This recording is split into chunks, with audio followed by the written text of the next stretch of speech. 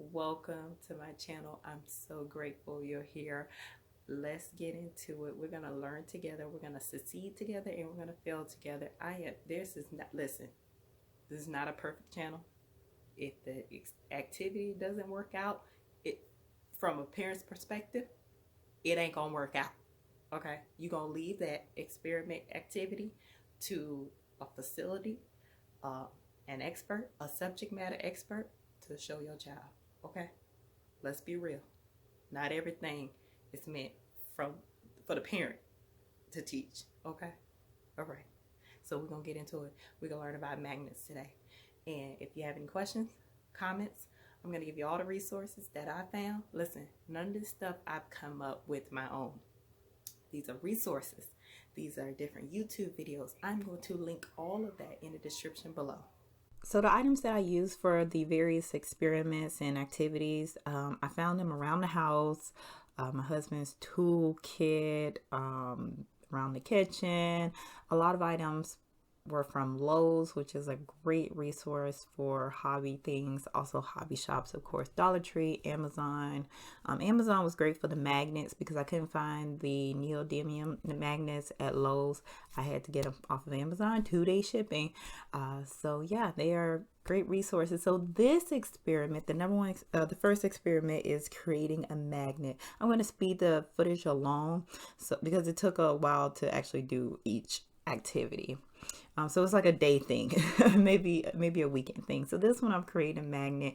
I'm using the flathead sewing pins, long bar magnets. So what you're going to do is you're going to take a safety pin. I use the safety pin and I use the bulkier part of the safety pins.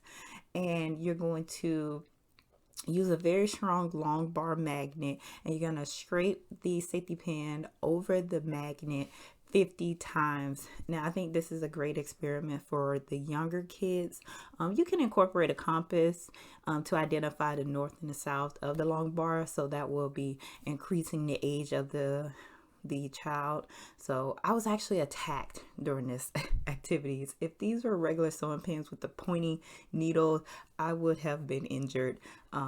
Be careful with the magnets. Of course, it is magnetic. So I actually hurt my hand. It pinched my arm a couple of times. A lot of people wear gloves when doing these activities. So again, scraping it 50 times really, really fast to transfer that magnetic effect to the safety pin. And I'm scraping. Scrape, scrape, scrape, scrape, scrape, scrape, scrape. This is actually pretty fun. I think I actually counted to 100. Just to make sure, and then place it on the flathead to see if it is indeed magnetic. Yes, I was able to get one. I think it's a great activity for younger kids. See how many you can pick up. I was able to pick up, of course, 2, but no more than 2. It loses effects after a certain amount of time, so you can just pick back up that long bar and keep scraping away to see if you can increase the magnetic effect of the safety pin. So great activity for the younger ones. At a certain point, I gave up. You can also try to pick up earrings, small earrings. I think that would be great also.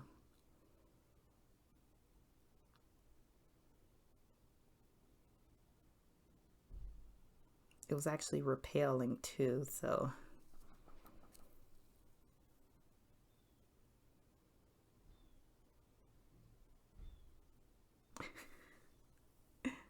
me trying to pick up the pins. How many can I get? Okay, there it is. There.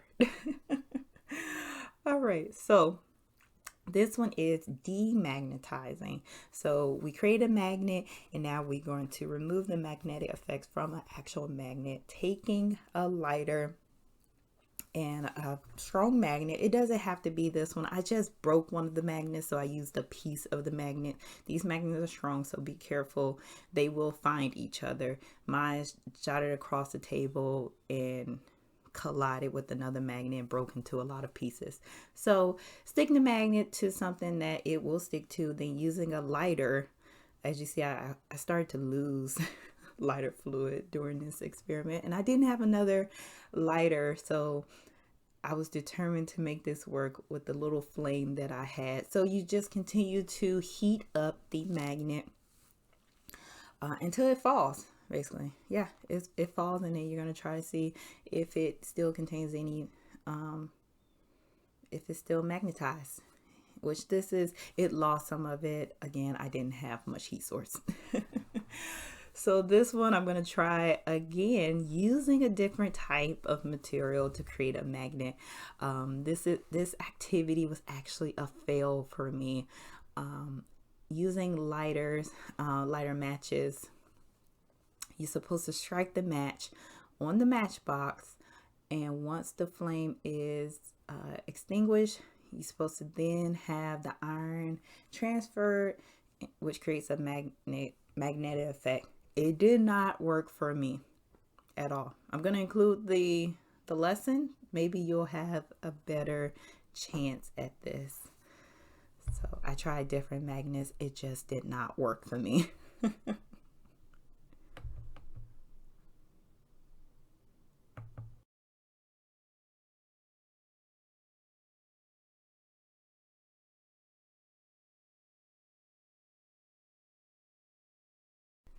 So the next couple of activities are going to be surrounding building a motor. So how does electricity and a magnet interact?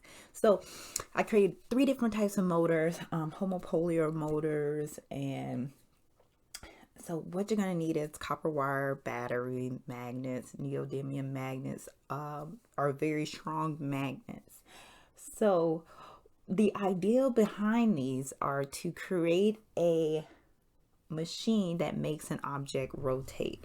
So using the battery is the energy, is the electric component of the motor, and then the magnets are the energy source that the battery needs. So it's gonna build a current, right, to make the copper wire spin and rotate. So I really had fun trying to, well, you know what? I'm not even gonna lie. I was frustrated. I couldn't get the copper wire to cooperate.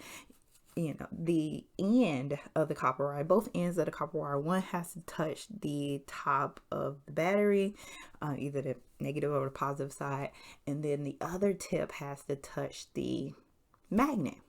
So I couldn't figure out if it needed to touch the top part of the magnet or the sides of the magnet. I actually had more luck when it was touching the sides of the magnet, but then I had to configure the wires again. So this is one you definitely want to have a trial run before you introduce it to your child, only because you're going to need the right tools. So that's one type, and then the other type is just a different shape. The flow of the current is different when it's cylinder, spiral versus perpendicular, and so there are different shapes that you can use to create a motor using a battery and a magnet. I think these are very interesting experiments that you can use to teach a lesson of building a motor. So we're just watching here me struggle with getting the copper wires again to cooperate.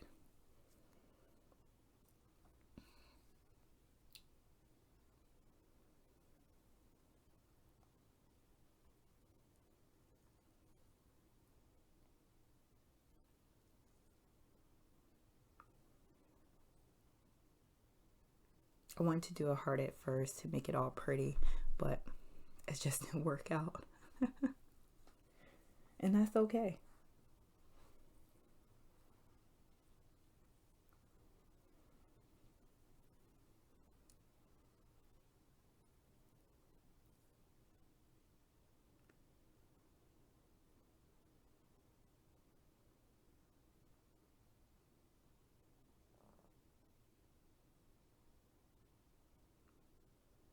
One YouTuber actually used the opposite end of the battery and created a dip using like a nail.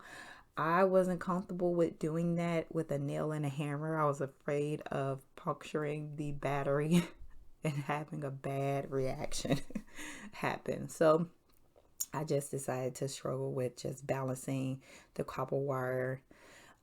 And really, it's the force of the copper wire on the battery that's making it fall off. So this one, I call it my fan motor. So I'm going to use the existing copper wire that I just used, and I'm going to take it apart and cut it in half. You only really need like 6 inches of copper wire for this one.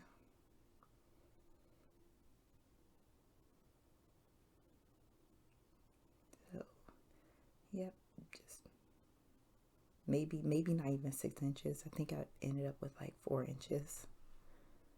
So this is really a neat introductory activity, especially for our engineers out there.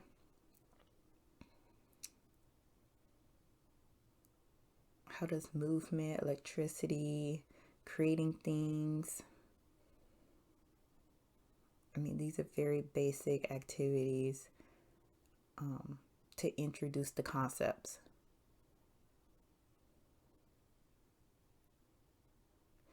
So you're going to take, I mean, originally I was using my hand. So I was using my hand to twist a wire into a spiral. I call them a cinnamon bun. I made a cinnamon bun on one end of the copper wire. This piece is going to be taped to the battery. This is going to start the flow of energy or electricity.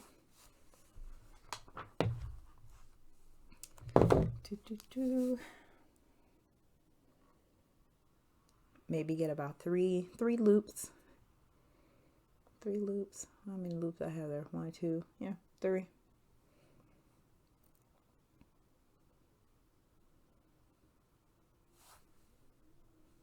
And just tape it.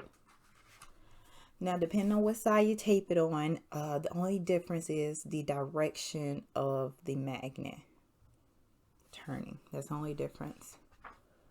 So I know people are going to be like, well, what side? It just depends on what, what direction you want it to turn.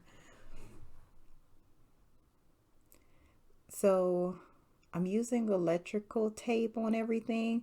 The copper wire actually heats up quite significantly. So if you have a really young child, just kind of be mindful of the electricity that's flowing through that copper wire is going to generate some heat. Because I know at certain times I was even like blowing the copper wire. So I was going to create a fan. You can use whatever you want as far as paper strips. I just took a Post-it note, cut it in some strips, and made a fan just to show the concept. I thought this was really cool. So using a nail, battery, now you are going to position the copper wire to touch.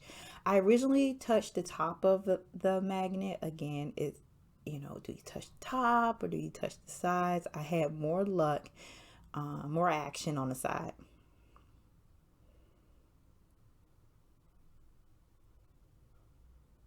So this is me trying to get out of the way of the camera. I'm also learning YouTube videos here, people.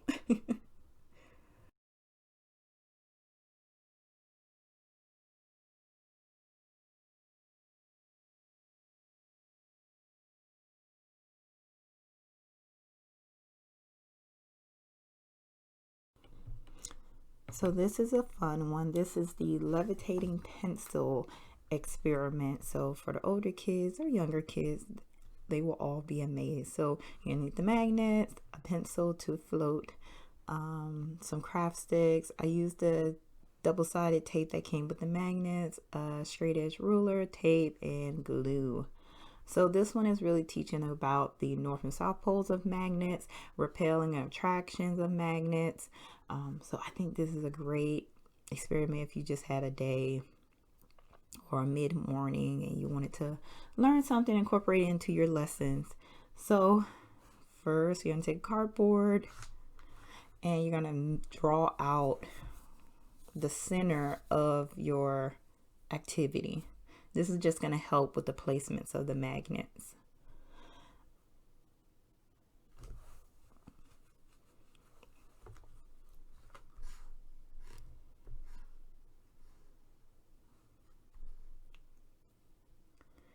So you need to mark equal distance for the magnets to be placed. And then also be aware of where you're going to place your craft stick that your pencil is going to touch.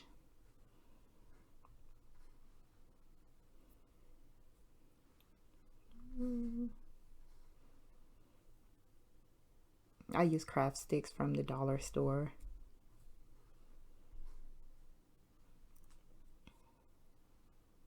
Again, the double-sided tape that came with the magnets.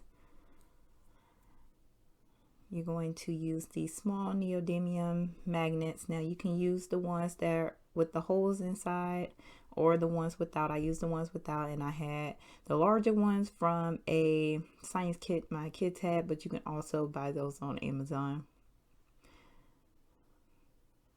So using the tape, you're going to stick them, the attracted magnets, to one side of the craft stick. And so a thing to remember here is repel, repel, repel. The first one is super easy. Pick a side, any side. Stick it to the craft stick. Now the next two attracted magnets, you're going to stick to the same craft stick, but it's going to be repelled off of the first. So and then you're just going to stick that to the craft stick. And then you're going to repeat it for the back magnet, so on the green craft stick. But make sure that those sides also are repelled from the first two. So the green craft stick needs to repel off of the orange craft stick.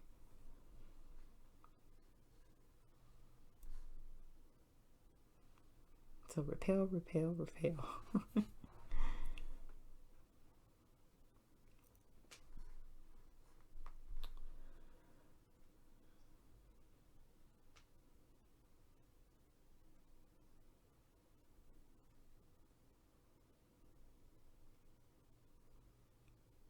And tape those.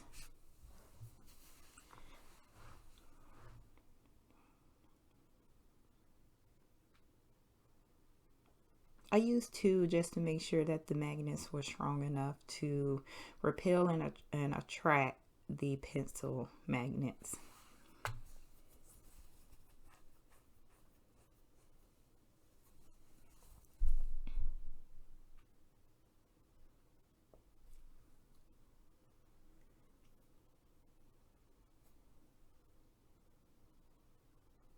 Okay, so now that both of those are on, now I need to glue everything down. Well, I'm just checking to make sure that the placement of the craft sticks fit this pencil. Oh, I didn't check my placement of my board in the video.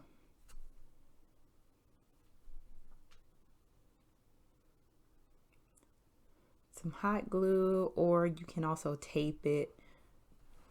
If you don't have hot glue or regular glue, you can still tape it.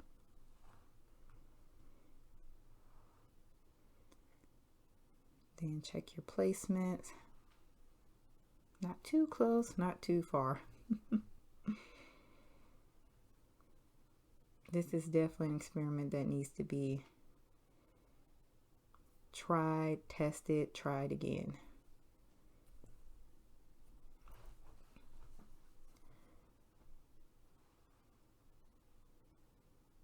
So some glue, and now here comes the fun part and the challenging part.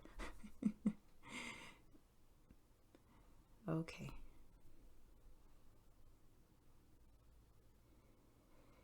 So you're going to take one of the ring magnets and you're going to insert it into, I think I did the back one first. Let's see, which one did I do first? The front side. The front of the pencil needs to be attracted to the two or the 4 magnets already glued down, so it needs to attract. You may have to flip it around, but it needs to attract. So you see it sticks to it, so it's attract. The back ring magnet needs to repel.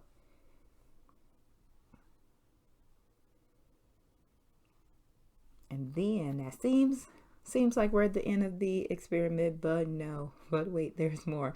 So the back that is repelled needs to be directly over the magnets, and the one that is attracted in the front, so the yellow ring magnet, needs to be a little off of the magnet, so it needs to be behind the orange craft stick.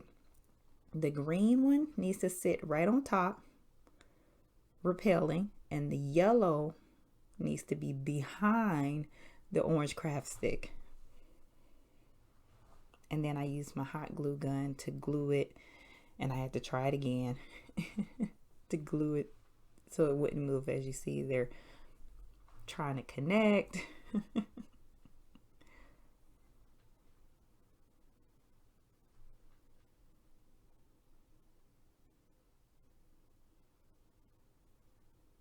And since it's a plastic magnet, I was comfortable using a hot glue gun. You just peel it off. The hot glue stuck to the pencil, but it's a pencil. You can cut it off with a knife or a sharp object, or you can leave it. Eventually it'll make its way to a pencil sharpener. I'm not even sure if it can go through a pencil sharpener glue. Maybe just cut it off. So I was comfortable using a hot glue just to get those magnets to stay still.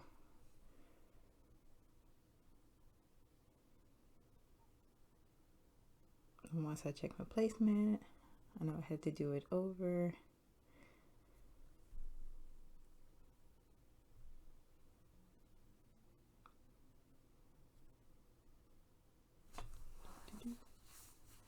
All right, let's test our work. It's kind of just sitting on the magnet, so this is when I realized that I needed to adjust the yellow ring magnet, because it was sitting on top, and by it being attracted to the bottom magnets, it just wanted to connect with them. So I needed to adjust, pushing that one back behind the craft stick.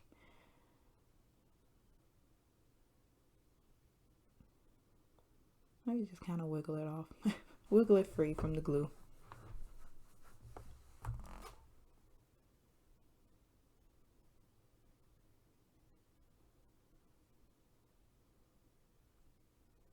I was actually proud of my accomplishments.